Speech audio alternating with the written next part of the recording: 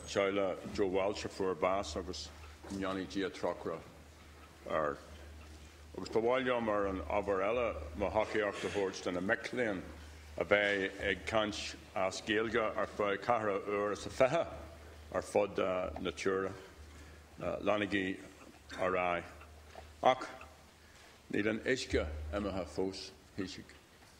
I want to ask you, Taoiseach, about the water bills that you still haven't sorted out for those families who are waiting in trepidation for when you send them to them, and their anxiety and their stress has been increased by your willingness, even yet, to tell citizens how much you're going to force them to pay. And if that incompetence on behalf of the government wasn't bad enough, we now learn that Irish Water has said it will fix only the first leak that occurs in a householder's garden. Leaks inside the home or a second leak in a garden will be the sole responsibility of the householder, who will also be forced, this is quite bizarre, will also be forced to pay for thousands of gallons of leaked water as well as any damage caused by such leaks. You know, if a plumber came to my house to fix a leak and didn't do it properly, you'd be sending for him to fix it as opposed to having to pick up the bill through his incompetence. And if that wasn't bad enough, we also learned that insurance companies are saying that they will limit the liability to householders who face these major bills as a result of burst pipes. So, Taoiseach, do you believe that this is acceptable? You'll know that throughout the state, tens of thousands and scores of other thousands of people are protesting. They've said very clearly they can't afford to pay your water tax. So could you now explain what the position of your government is about families hit with massive bills for water leaks but who will be denied insurance cover? Thank you. Taoiseach. You seem to want to change the rules all the time. You use the words about that níl an isce imethe. Bhí me ag smaoinemh siad a tháinig isteach amach na go raibh caint faoi isce fé halamh. Agus tá agad go mbeidh go bhfuil neart isce ag imeacht fé halamh. Suas le 10 faoin géad gon isce tá cruthathe ar dús. Agus sin fáháin go bhfuil agus gur cór gomach cólacht cosú le isce éar an an chun ineistíocht a chur ar bun agus é sin a réite. You mentioned about trepidation and the fear of families. I think it's important to note that Irish Water themselves have issued a statement clearly stating that irrespective of whether a person has a water meter or has no water meter, that the first leak will be fixed by Irish Water free of charge between the meter on the road and the gable of the house. Now, I don't know where you've been living, in the sense that if the water leaks inside the house, it's not Irish Water you call, it's the local plumber. And if there's a leak between the meter and the wall of the house, it's also the plumber that you call. Irish Water will fix the first leak going in on the private property of the house owner. But thereafter it is the local plumber that one calls. So I just want to put your mind at ease here. You have gone round the country now, and members of your party, even though you might have been in faraway fields, have been putting out headlines that people are going to be paying €1,500, €2,000 and €2,500 for their water. And that's the kind of fear that you are spreading amongst the population.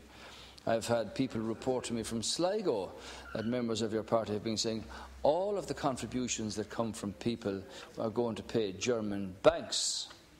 So you're becoming more imaginative in your assessments here. I just want to say to you that the government will deal with this matter next week, Deputy Adams, and we will put at ease people's fears and concerns, and we will deal with the issues that the people have raised, the concerns that they have brought forward, and the anxieties that they have expressed, in bringing about a resolution to this matter which will be clear, which will be fair, which will be affordable, which will be accountable, and which will deal with the many issues that have been raised with deputies on all sides of the House and indeed around the country in marches in many places over the last number of weeks. It's important to hear controversy. It's important to listen to it, but it's more important to act on it, and that's what government will do next week. Deputy Adams. Thank you, Commissioner. Well, it's you created the mess, Taoiseach. And when I listen to the waffle in your answers, I'm reminded very much of Flann O'Brien, who would be stretched to write such creative pieces of prose. I asked you a question about insurance companies saying they will limit their liability. You didn't answer that question, Taoiseach. I also have a further question. You'll remember that the Minister, Alan Kelly, was forced to abandon the threat by Phil Hogan that those who wouldn't pay or couldn't pay the water tax would have it cut down or would have the water reduced to a trickle. I remember you saying that yourself to me here. Now, that seems to have gone away, but the Finance Minister, Michael Noonan, refused to rule out the option of the Revenue Commissioners going after those citizens who cannot pay water charges. And you've also failed to rule out the idea that the Department of Social Welfare will directly deduct water charges from people's social welfare payments. So would you take just a moment or two here today to maybe clear this issue up? You keep talking about clarity and the need for clarity. So let's be very, very clear.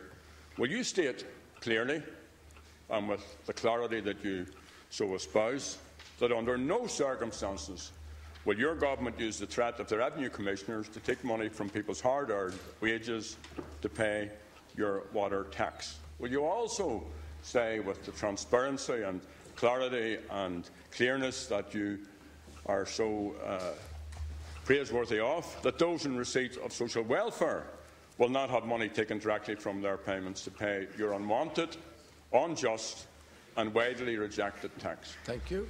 As I said to you last week, you support everybody who pays, you support everybody who doesn't pay, and you support everybody who cannot pay.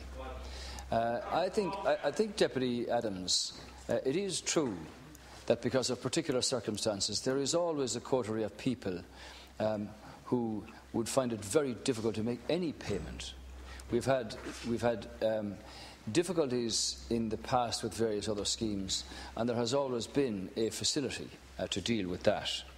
The insurance companies have been vocal about leaks in houses, particularly in winter time or whatever, when pipes can burst. Obviously, this is always and has always been a feature of insurance for homes and for houses. And people have become very used to taking precautions depending on the severity of the winter, that pipes wouldn't burst and that leaks don't occur when they're away.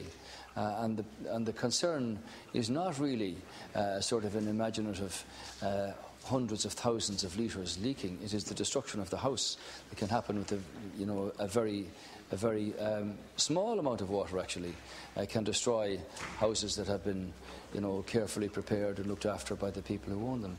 We would hope that that wouldn't happen, and that people do take precautions, and that the water systems internally in their homes are capable of withstanding heavy frost or whatever. And it's the destruction of the house itself and its contents which is always of interest here. Thank you. As I said here, we'll deal with all of these questions next week, Deputy Adams, all of them. Yeah, and revenue and social welfare. We'll deal with all of those next week, all of them. We've had the governance, the management, the structure, the call-outs, all of the issues that have been raised by people. Believe me now. Government have listened very carefully to what people have had to say here, and we will deal with this.